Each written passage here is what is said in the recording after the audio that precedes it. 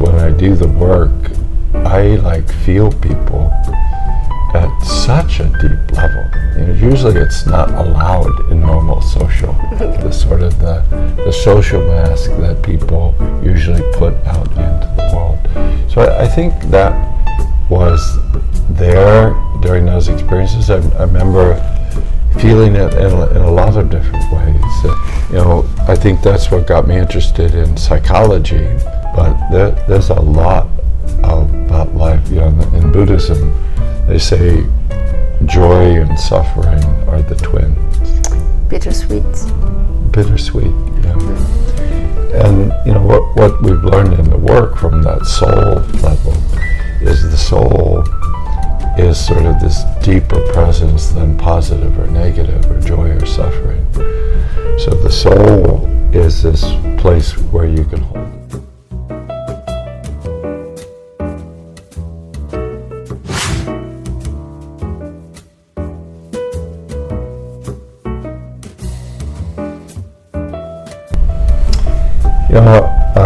One of the most helpful things I learned from Buddhism is your heart is meant to be broken. Your heart is meant to be broken. Yeah. And by that, I don't think they mean shattered or destroyed. But the breaking of the heart means that the outer shell is meant to crack open. So the light can come in. And so that you can come out, and so that the deepest part of your soul, which, to me, the soul always has opposite qualities.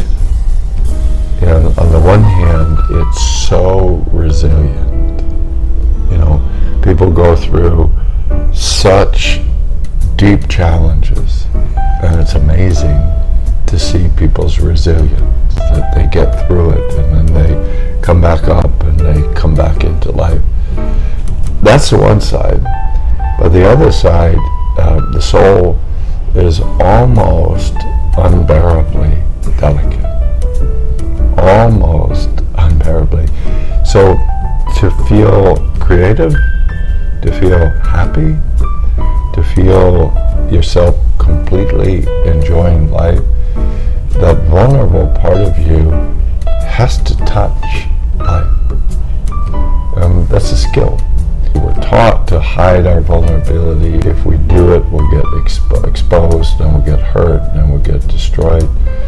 I also learned from the martial art of Aikido that the best way to give yourself protection, which is also a spiritual and ethical obligation that we have.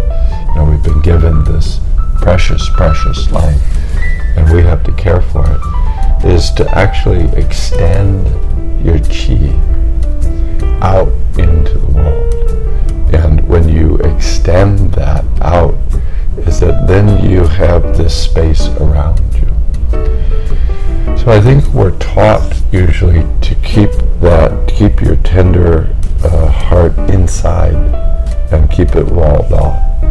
I think, if you really just do it as an experiment, you quickly realize I don't feel safe.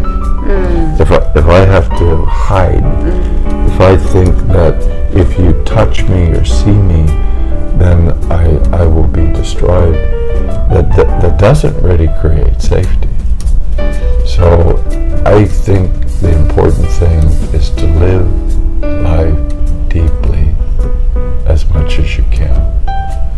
And when you open that tenderness, that soul into the world, you will get inspired.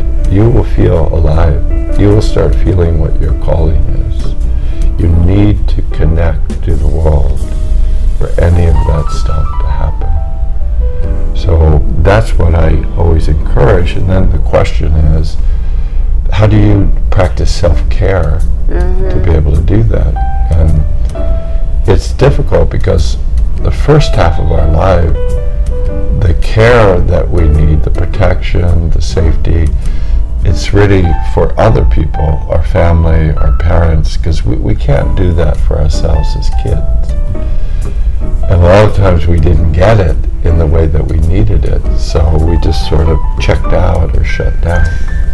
The ideas we talk about in the course is Carl Jung's statement, the first half of your life belongs to other people. You're dependent on them.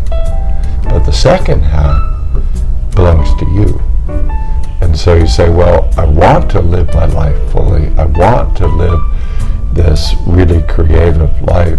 And now that if I know, in order to do that, I have to connect directly into the world in as deep a way as possible, then I need to learn also how to care for myself. So I can do that with reasonable safety. And whatever happens, I can be able to integrate it and learn from it and then to go forward. But the important thing is let your soul breathe into the world and feel a direct connection. No, stop WeChatting. Stop lying. Stop lying. You know, in Taiwan we use line rather than WeChat. Talked about in the course, the last 15 years, there's been a 30% increase among like younger people, 20s and 30s, in anxiety, depression, addiction, and suicide. And there's been almost a bigger decrease in intimacy relationships. You know, how many people in your life you would say, this is a real friend? I have 5,000 friends. I know. Well, I try to be your friend. But I think we all know that's not what we mean. You know, the happiness studies show that money doesn't really affect your happiness, except if you're really, really poor. It's hard to be happy. But once you have a basic level, then additional money does not increase your happiness. The thing that most affects your happiness is how many good, positive relationships you have.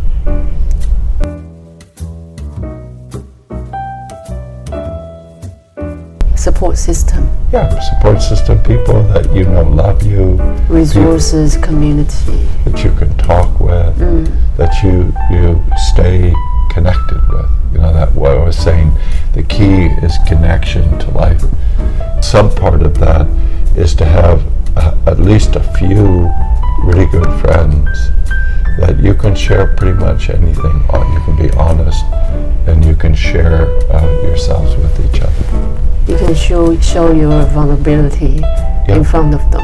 Yeah, and the number of that number predicts happiness in the end.